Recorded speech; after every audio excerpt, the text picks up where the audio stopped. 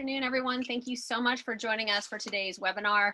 We are honored to have Jaqui Lividini, founder and CEO of L & Co, joining us today. She's a true legend in retail, and I really enjoyed our preparation for this call. I learned a lot, and I think she'll have some very inspirational insights in terms of how we can all work together as we move through this crisis. We'll kick off today's call with an interactive Q&A between Jaqui and myself, and then we'll open it up for a Q&A at the end. If you have any questions that you'd like me to ask during the call, please just message me. We've been talking to many retailers, brands, REITs. I had a great conversation today with a CPG company, and what we're seeing is a lot of support for the retail industry and a lot of us supporting each other. For any of you who would like, I have who are a small business, female founder, etc. I have an extensive list. It's probably at about 6 or 7 pages right now in terms of support from the government, and most of it is at the federal level. But we've been working to compile this and many things that I haven't seen elsewhere. So if you'd like it, just ping me, or we can just send it out after the call to all who are on.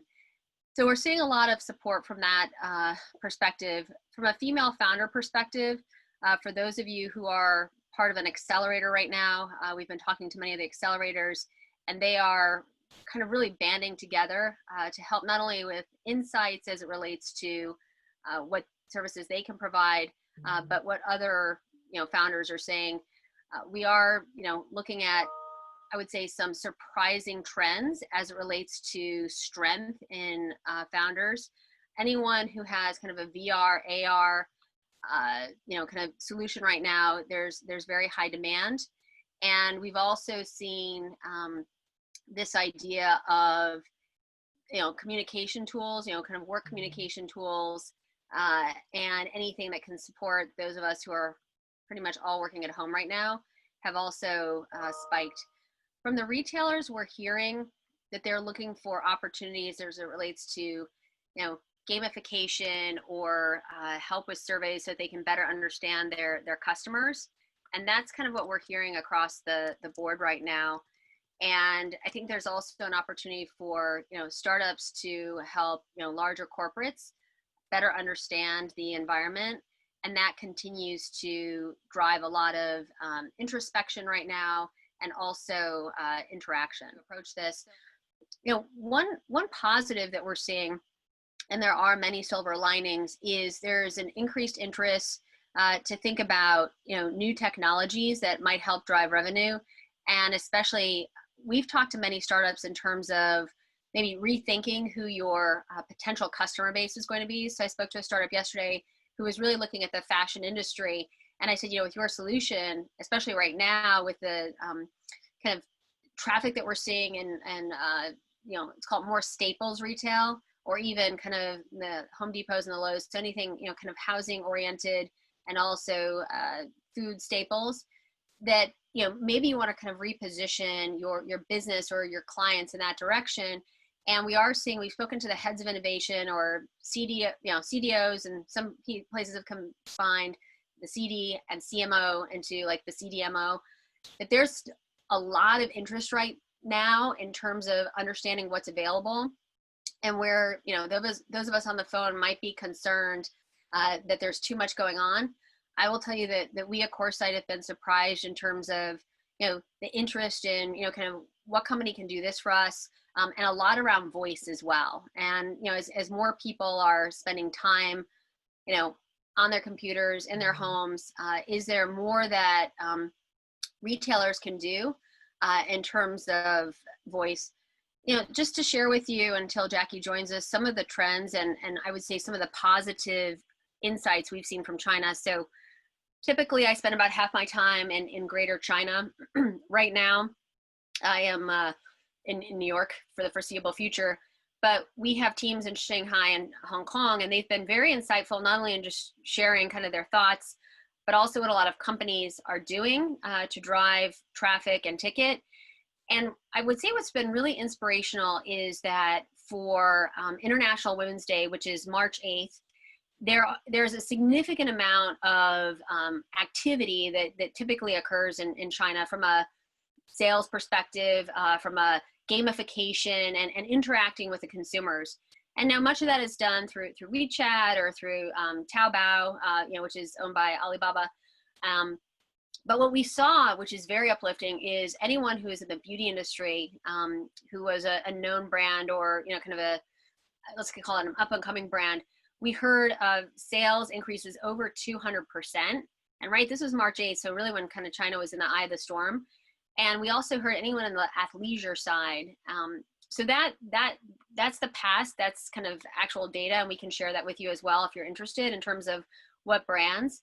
But I would tell you from the perspective of what we've seen kind of coming out of China is real demand for luxury products.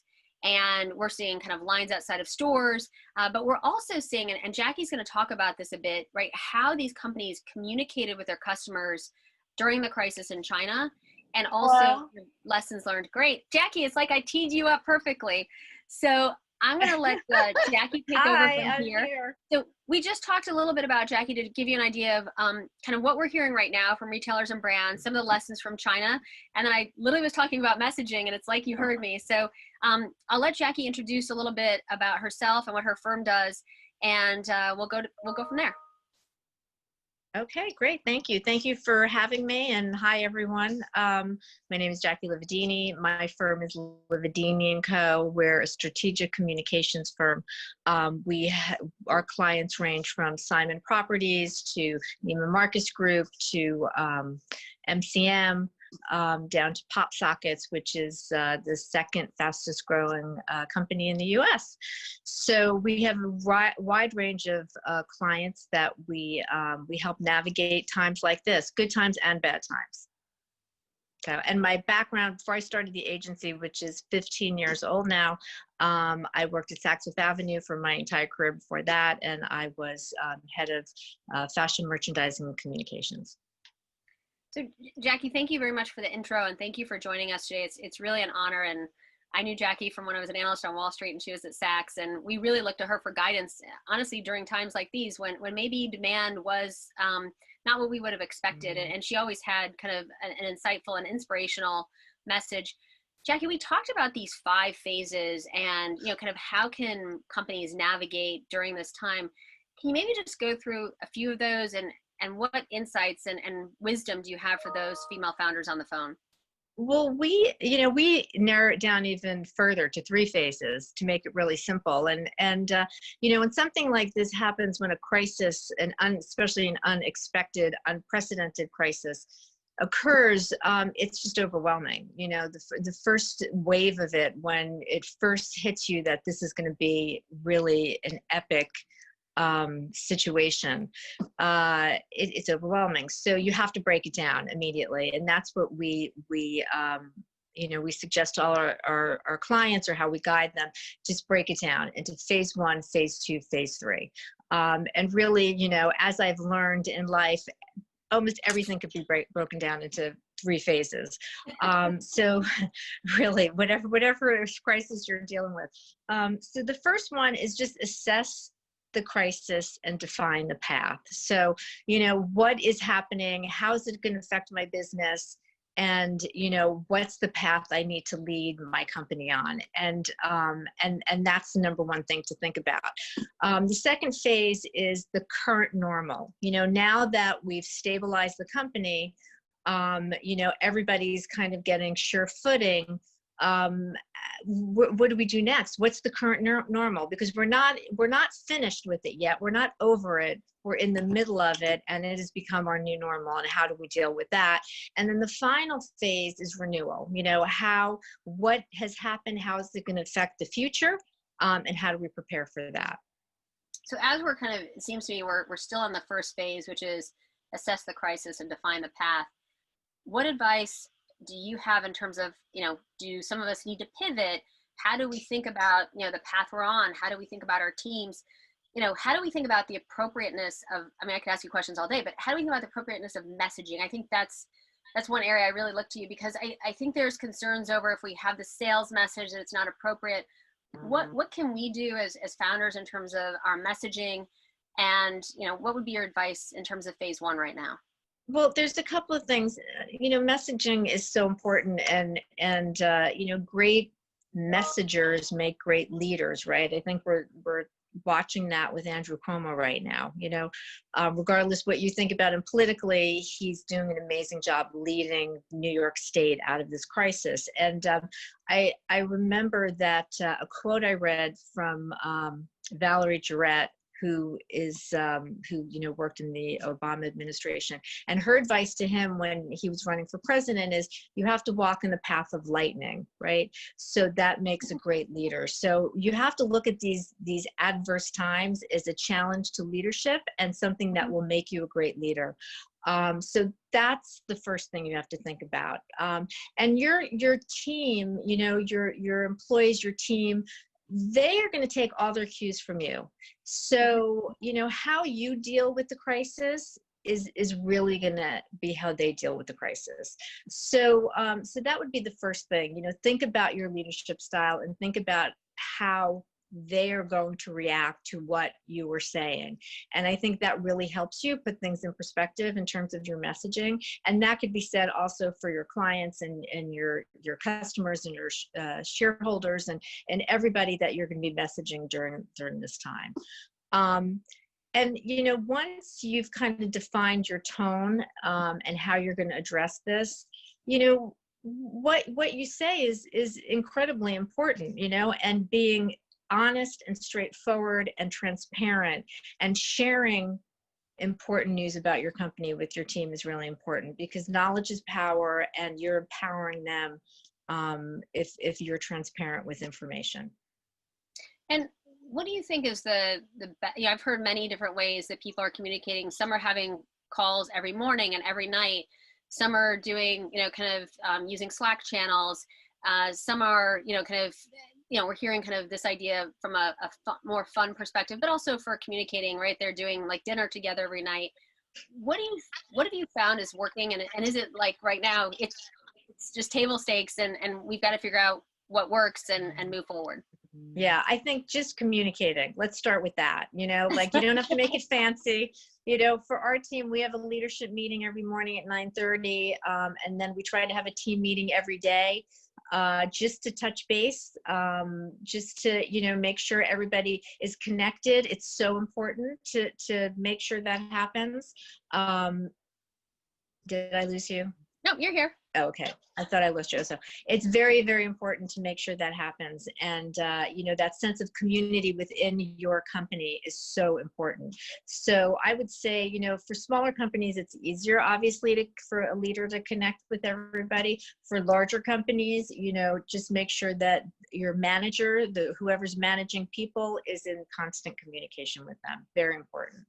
And we feel that way with our clients too. It's not only our team. We want to be in constant contact with our clients. So we're preparing things for them. Like we did a media audit of 50 plus editors on what they're working on now.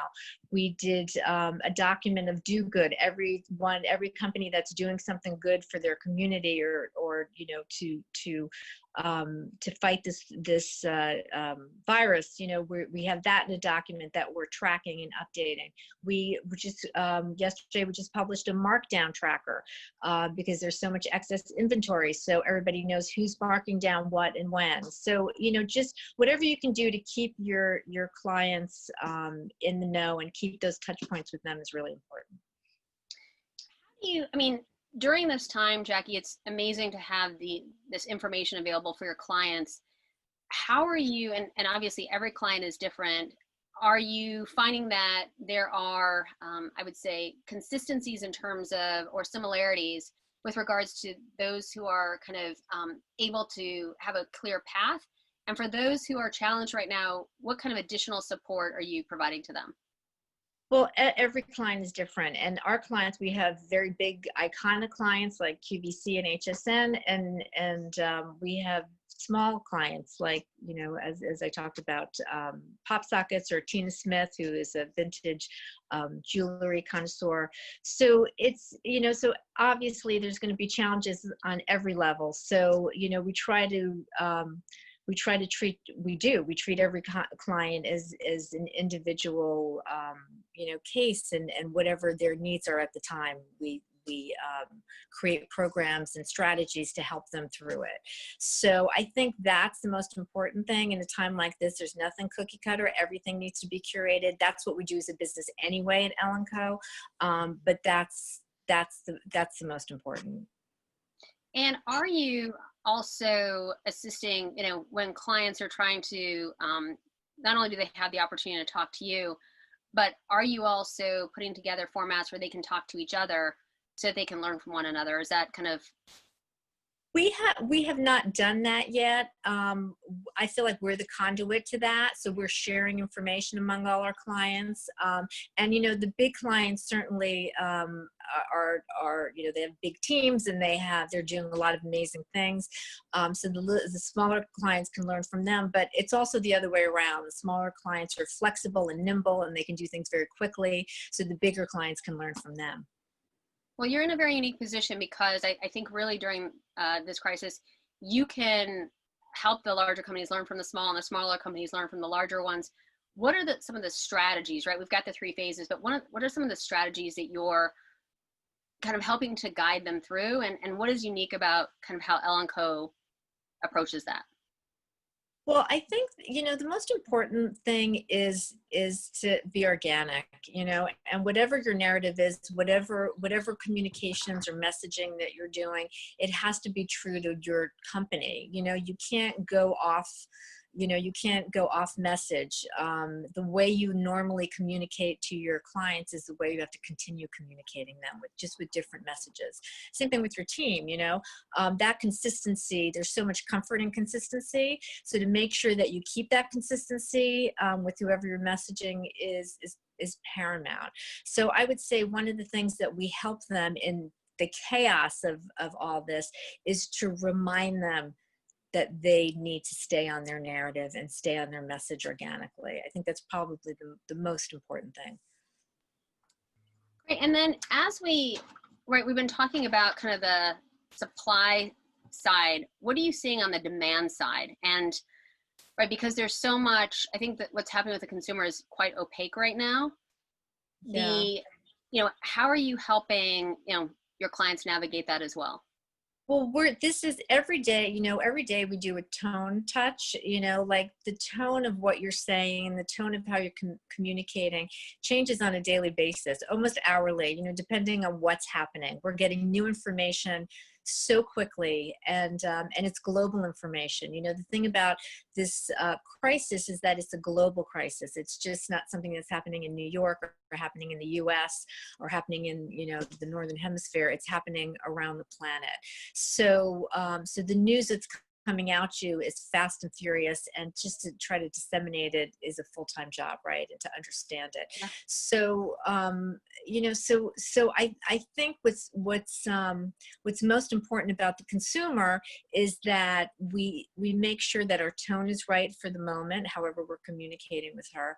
And once she has sure footing, like right now everybody is in crisis mode, so the consumer is trying to make sure she and he and their families are all safe, that they have the supplies that they need to keep them safe, they have the food and medicine or whatever they need, those staples that are really important for their life to go on. So that's I think the last 2 weeks has completely been that. That's why you see grocery stores that have no paper products, and that's why you go on Amazon and you can't find cough medicine, and those are all the things that are happening right now. Once everyone gets settled, we call it the current normal. It's whatever's normal for this time. I think that people, Signet, which is one of our clients, their brand K has a campaign called Love is Unstoppable, and right. And it's wonderful, actually. They have a communication right now on social media that's actually quite moving and quite perfect tone for the time. But there's, people are social. We're social animals. The human spirit is resilient. Once we feel secure in our place, or our footing is at least, you know, I don't know that we'll feel secure for a long time, but our footing is at least firm. People will want to interact again. They will want to reach out. They don't like in isolation. It's not part of being a human being.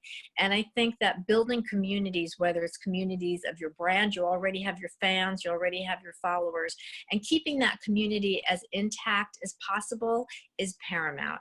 So I think a lot of brands are maybe afraid to reach out to their customers right now. They don't know what to say to them. Just keep saying what you always say to them, but just, you know, check your tone, make sure the tone is right. You know, you're not saying something that's inappropriate for the time, but continue talking to them, because they, especially in the coming weeks, they're going to want to feel that sense of community. Deborah, you're missing. Yes, well, we had a visitor. Oh. So Okay. the joys of working at home.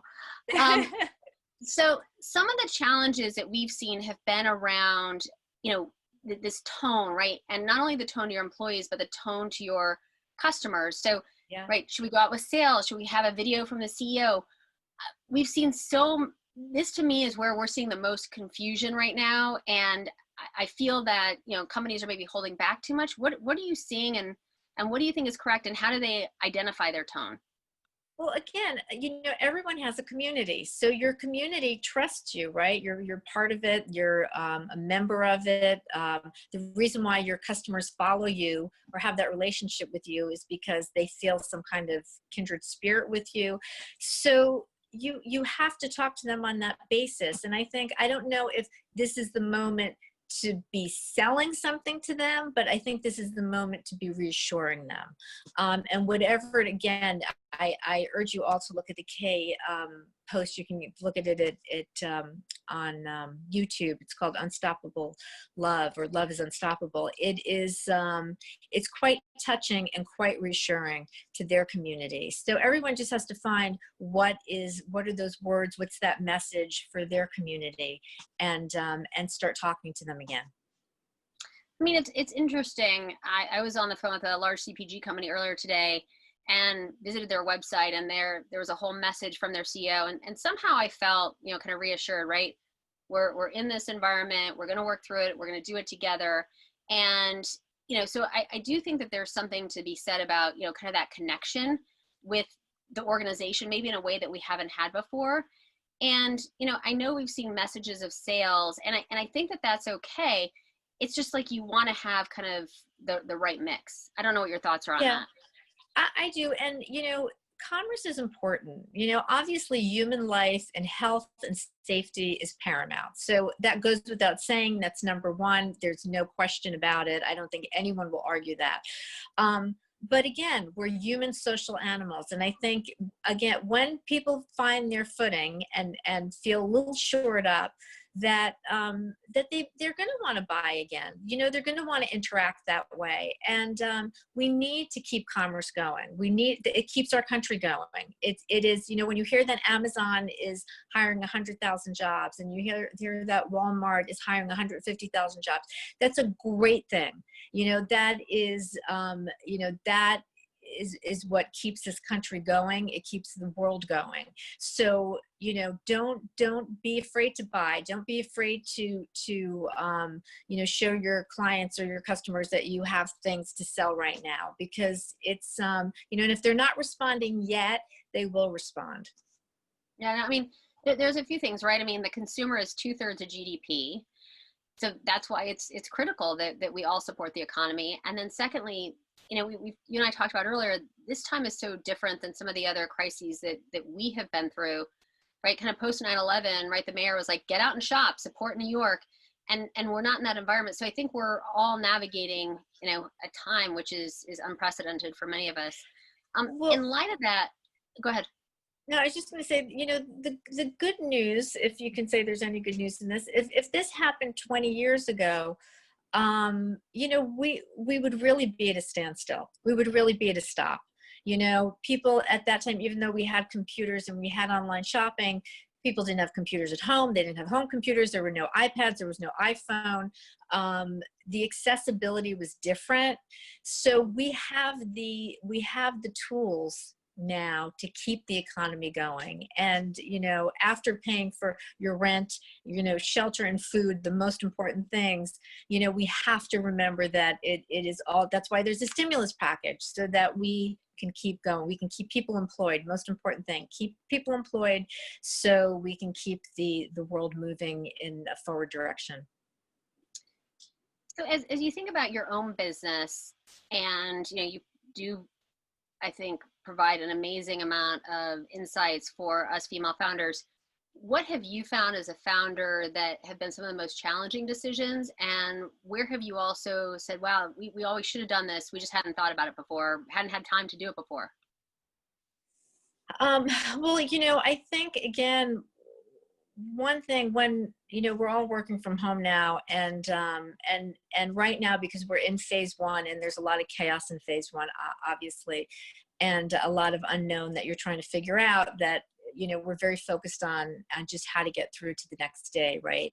But as we go through the phases, we're going to find we're going to have a little more time to think about what's next. And, you know, our phase three, which is renewal, you know, community renewal, you know, how do we re-engage in the world? And we're going to have time to think about that. And I think it's paramount that companies do think about that, because we're going to emerge different people. You can't go through a situation like this where, you know, the world was bright and rosy, and then all of a sudden it just, you know, the ground, you know, fell away beneath you. And the sense of lost security of that is going to be with us for a very, very long time. So we're going to have to understand what effect that's going to have on the consumer, and how to, and really how to market to her, how to talk to her, in this new world that we're going to be entering. Well, I think you said it great earlier when we were preparing for this, is right, people want to experience joy, right? I mean, that is kind of what underlies all of this. Yeah, joy is, you know, in every little thing that you can find it in. It is, it's, you know, it's part of the human spirit, right? And you look for joy everywhere. And one of the communications that we sent out this morning to all our clients is the BBC did a story on Italy. And, you know, we all have been reading about the devastation there. And at noon in Rome, everybody goes to their window, goes out on their balcony, and they all sing together Italian songs. And it is, you know, it's moving, and it's touching, but it also shows you that even in the worst circumstances, we search for the joy. You know, that's how we're built. No, absolutely. So, you know, for many of us who are founders, how are you seeing a founder approach this crisis versus a CEO who's maybe not a founder? What are you seeing in terms of some of the differences and the similarities? Well, they both have challenges. So, you know, one doesn't have more challenge than the other. I mean, they're different challenges. It's equally difficult to navigate this world. But, you know, as a founder, I can speak as a founder. You know, you approach your business differently, because you actually birthed it. You know, you created it. It's so much part of who you are. And your team is the most important thing. You know, I always say that it's the priority of my team to keep our clients happy, right, and to service them, but it's my priority to keep my team happy. You know, our number one, what to me, what the most important thing that I can do right now is to keep our team whole, right? To keep them together, to keep us moving forward. And I think that's very much a founder's point of view. Not that a CEO of a public company doesn't feel that way too, but they have other pressures that they have to deal with. And you know, that heart that is, am I still on? Yes. Oh, sorry, something pulled up on my screen. That heart that you know, you feel for your company is something that I think is very unique to a founder. So we what popped up was actually we with the change in our beginning of the call, we have a poll with some questions that Jackie came up with, which were great. So if you can take a few minutes just to answer those as we're continuing to talk. You know, Jackie, you're very inspirational and very positive, and I think we all need that right now. What do you see as the silver lining as we, you know, kind of come out of this in our renewal phase? Well, I think number one, you know, if, you know, there's no matter what the devastation is, right? Something good always has to emerge from it, even if it's just learning. And, you know, I think it's just having a different view of the world. We'll have the opportunity, I think, to see what the world, you know, to think about what the world is going to be coming out of this. I talked a little bit about, you know, it's going to take a long time for people to feel secure again. You know, I feel like I didn't prepare properly for this. And I would imagine a lot of people feel the same way. So the way that I approach things in post-crisis mode will be different than I approached them here. And I think that is a silver lining, because you can, you know, that experience is going to be part of something that you'll be able to make something positive out of. And then I think for sure is just finding the joy. You know, I think it gives us a moment to just search for that every day. If you listen to the news 24/7, which I started out doing and I stopped, because it is so, it's so difficult to hear all that devastation all day long. And just find the joy, whether it's spending more time with your kids, which is a wonderful thing, or your immediate family, or it's doing things together. You know, those are the silver linings that you have to look for in this kind of situation. Yeah, and I think we're all finding ways to get through this. It was wonderful. I had a bunch of my friends from business school reached out, and they're like, you know, kind of, how can we get together? How can we support each other? And it's like, you know, let's do like virtual dinner or something like that. And so I think that we're all kind of finding ways to kind of get through this. I do think one of the questions you had, Jackie, which I think is really important to many of us on this phone is, you know, do female founders find they have more time when working from home or more work time? I mean, I don't know about you, but I feel some of the challenges are that, you know, my day, well, first of all, it's a little Groundhog Day, right? Because I'm in the same place every day, kind of doing the same thing. So that's, you know, that's one thing. But also too is you know, work never really ends, because my home is my work and my work is my work. And it was very consistent with the poll, is that, you know, kind of more work time, actually over 50%, but working from home allows me to provide more attention to getting things done at home too, right? Hey, if we're on a call, I mean, not on a video call like this, but if we're on a call, right, we can kind of multitask a bit. What is some of the advice that you have for female founders specifically, as, you know, there may be more demands from a family? I've, you know, friends of mine who have young children have been looking for advice. I can only speak for myself, but number one is take a shower every morning. Let's start there, you know, because you can really fall into this spiral of, you know, like never getting off your chair, out of your kitchen, wherever you're set up, you know. So make sure you start the morning fresh. It's so important, you know. It gives you a fresh perspective. There's just something about it that you know, gets you ready for the day, whatever happens. So that would be number one. Number two, have a workspace. You need a workspace. You can't work all around the house. You know, you need one space that you know is your designated workspace, that it's going to be the center of operations, you know, command center. So I think that's really extremely important. And make it off limits to everyone. You know, you can't have people just interrupting you all day because you're there, right? Because, you know, usually if you're the mom, and this is not saying that dads aren't amazing, but if you're the mom all of a sudden and you're there, then anyone who's been able to do anything when you weren't there cannot do that anymore. Right? So every question, you know, how do I turn on the toaster oven? Every question comes to you. So you've got to close that door and not let them in. Very important. And then you have to have an end time, you know, your day has to end somewhere, you know, because you can go on and on and on and on, right, with your laptop. And especially if you have clients all over the world like we do, you know, it's constant emails, and you just have to, you know, consciously say, I've got to click off at this point. And then do something with your family, and then take a walk outside, you know, enjoy the fresh air, cook together. Calliope and I made oatmeal, raisin, walnut cookies the other night. You know, and if anyone knows me, I don't cook at all. So that has been really the silver lining in all this. I'm learning how to cook, which is actually amazing. I made tomato sauce the other night, which I was so proud of myself. So that, you know, that's where you're finding the joy, right? Things like that. Yeah, it's interesting. You know, some of my friends have said, you know, I've got all my kids home from college. I've turned into, like, you know, a chef 24/7. And, you know, I mean, I think when you have children who've been away from home, who haven't also been used to being under your roof, right? We're seeing, I mean, it's a unique time. And that's why I think having these kinds of calls and is very helpful in terms of support for each other. We did get a suggestion from someone on the phone who said a good read is Make Your Bed by Admiral William McRaven.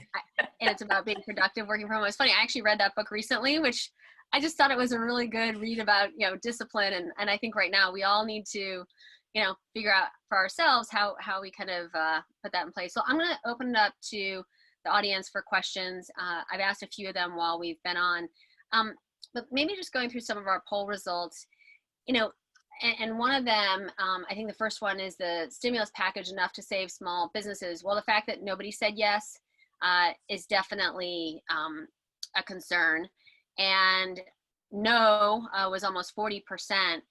And so I do think that, you know, kind of coming out on the other side of that, I'll just share, and maybe Jackie, if you can share some of your own experiences today. I reached out to my bank in terms of what are you doing for small businesses.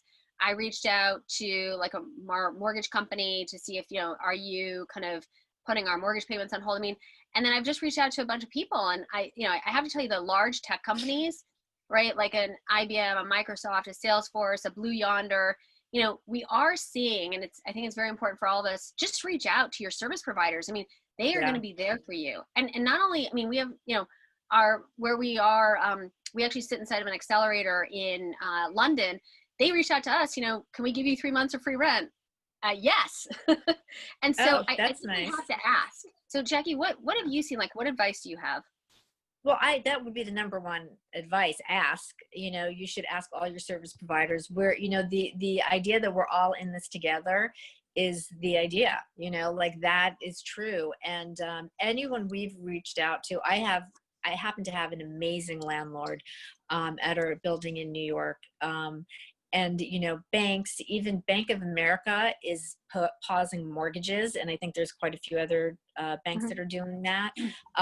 So yeah, reach out to everybody. And you know, the big corporations, especially, you know, obviously not airlines or hotels right now, but banks and, you know, and Walmart and whatever. And if you're in financial trouble, I really feel like everyone is trying to help out in one way or another. It's interesting you say that. We gotta, and you never know, we're going to be surprised, although I guess this is the time for it. My daughter's school reached out and said that they're, you know, kind of going to be, if you will, the safety net for any families who are challenged. So you just don't know where they come from. We had the same. My daughter's school reached out with the same thing, that they're creating a fund for families in need, which is really, that's, you know, again, we go back to the human spirit and the resilience of it. And, you know, the fact that we need that socialization, we need to help each other, be with each other, and relate to each other. So one of the, we have a few questions. I'll get through them as quickly as I can.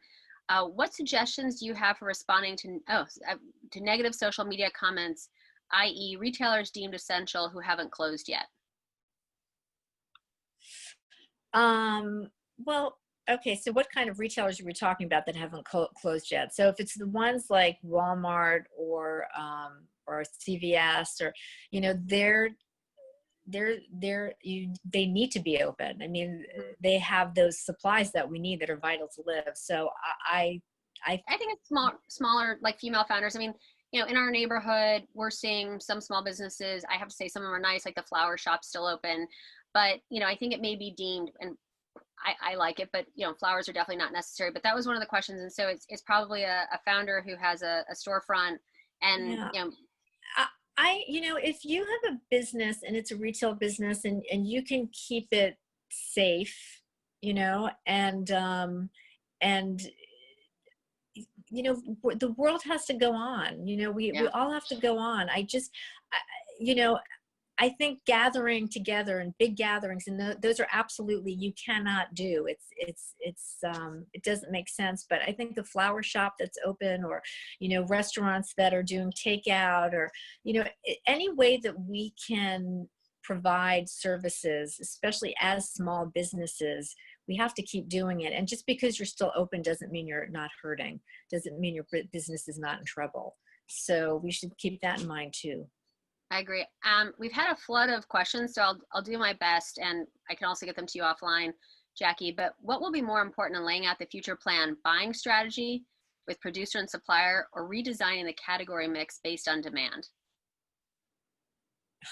What'll be more, but how can you pick? It's like, how can you pick one? They're going to both be important. I mean, you know, and we don't know what the outcome is going to be yet, right? So we'll have to alter everything. You know, I think flexibility, again, is the most important thing, because everything that we do now will in some way be different. It will be changed. It could be very minor. It could be, you know, almost nothing, but because we'll be changed. We're going to be different people coming out of this. And, so everything we do will change as a result of that. Okay, and another question. What advice do you have to supply chain organizations about orders that are being canceled? And what advice do you have for retailers in terms of canceling orders right now? Oh, yeah, that's a difficult question. I'm sorry to ask you a tough one. Yeah, you know, retail, you know, I could see both sides of it. Retailers are canceling orders because they can't sell product, Yeah. you know, and they have a glut of inventory that they can't sell. And suppliers, you know, they've already produced the product that they're getting ready to ship that's being canceled. So I would say the only thing to do is they both have to get together and come to some resolution that they both benefit from. I think, you know, partnership, again, this during this crisis, in the spirit of we're all in this together, I think retailers have to, you know, they rely on their suppliers. Once we're out of this and on the other side, they have to go back to the same suppliers again. So they've got to, you know, they've got to come to some kind of compromise that keeps them both living, you know, and moving forward. It's interesting on that note, we at Coresight have had two interesting things. Number one, looking at platforms in China that sell excess inventory. And then secondly, for those who are concerned about demand here domestically, if, you know, one of the things that we do as global cross-border e-commerce is helping to look in China. And I will tell those, I hadn't even thought about mentioning it, those on the phone who sell products, there definitely is demand in China. We're in a window right now, kind of, as long as you're up and running by like end of May, for Double 11, which is, you know, last year, $38.4 billion shopping holiday. There are, you know, it goes back to, Jackie, I guess some of the silver lining you brought up in new business models. I mean, there is demand. We may just need to kind of think differently about how we approach it, but there's definitely demand. Well, there's, you know, in any kind of disruption, you know, in any level of disruption, small disruption and monumental disruption like this, there's opportunity. You know, and we just have to find the opportunity for everyone. And that, you know, I hope that's what everyone's doing right now. They're trying to find opportunity for their businesses. You know, how do they flex? How do they morph themselves? You know, how do they find solutions to these very, very big problems? It's important, you know. And then going back to the, you know, supply chain and the retailer, you know, what we've advised our clients, either on the retail side or on the brand side, is call your retailer, you know. Yeah. Ask them how you can help sell goods, what you can do. You know, they want to hear from you if that's the conversation right now. And you know, they have stuff to sell. And if you can help them, whether it's marketing ideas or you know, PR idea, any ideas that you can help them sell those goods, that's only going to benefit both of you. Okay, another question. Many of our clients have put projects on hold or canceled outright. We definitely want to be respectful of their internal needs, i.e. keeping their teams employed. What's the best way to continue building relationships and to partner at this time or once projects are ready to go? You know, we've also experienced having clients put projects on hold. It's just, there's nothing as a service provider, there's just nothing you can do about that. You have to respect the fact that they're trying to run their business too. And I appreciate a client who puts a project on hold or pauses a relationship as opposed to one that ends a relationship, right? So in Yes. this environment, if you can depend on them on the other side of this, that means a lot, and that means they're committed to you in some way. So, I appreciate that conversation. And I would also say, what can we do as service providers? We're looking at the small business loan, how that can help us, and how then we can help our clients. That's right. If we can, get our staff and our team, employed, earning a salary, then what can we do? What leeway does that give us to then pass that on to our clients? So we're looking at everything. We're looking at ways, again, we're all a community together, and this is the time to try to make sure that everybody is able to move forward. Okay, I think this is our last question. I work for a fintech and merchant loyalty startup, and we are about to launch our app that will reward consumers for shopping at their favorite brands with fractional shares of stock. Do you think we should wait to launch our new app until things settle down, or will something new for merchants be good to communicate right now? I think while we're in phase one, I don't think anyone wants to communicate, unless it's something that's going to be vital to their business. So I would definitely wait. I don't know if you need to wait till we're out of this, because I think, again, when we're in the middle, when everyone has their footing, people are looking for ideas. They're looking for ways to restart their business. They're looking for ways to re-engage their client. That to me would be a good time to start a conversation like this.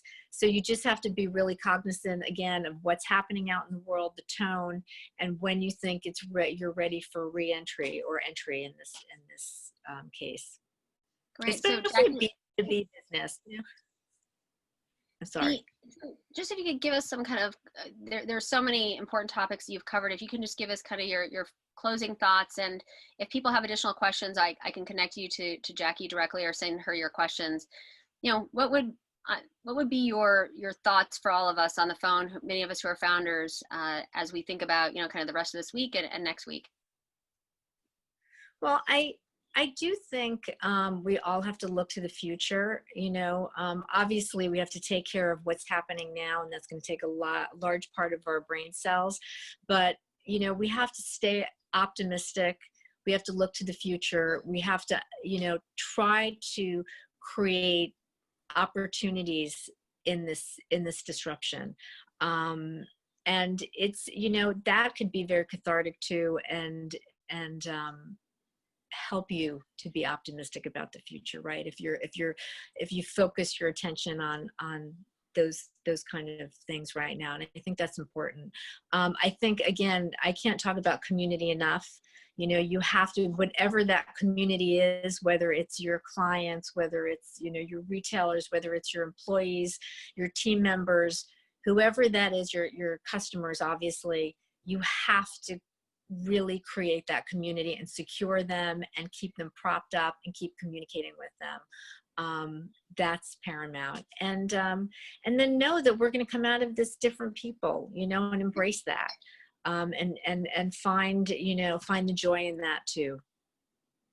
So for those of you like myself who would like to go back and read some of what Jaqui said, because it was some really important points, we will have a transcript available, and we will have this webinar available for replay. I want to thank you, Jaqui. This was, I think, what all of us needed as we're on Thursday of a very challenging week. And thank you. And Yeah. If there's anything that any of us can do, we're here for you as well. Thank you. Well, I look forward to hearing from you all. All right. Thanks so much. Thanks. Take care. Bye-bye. Bye-bye.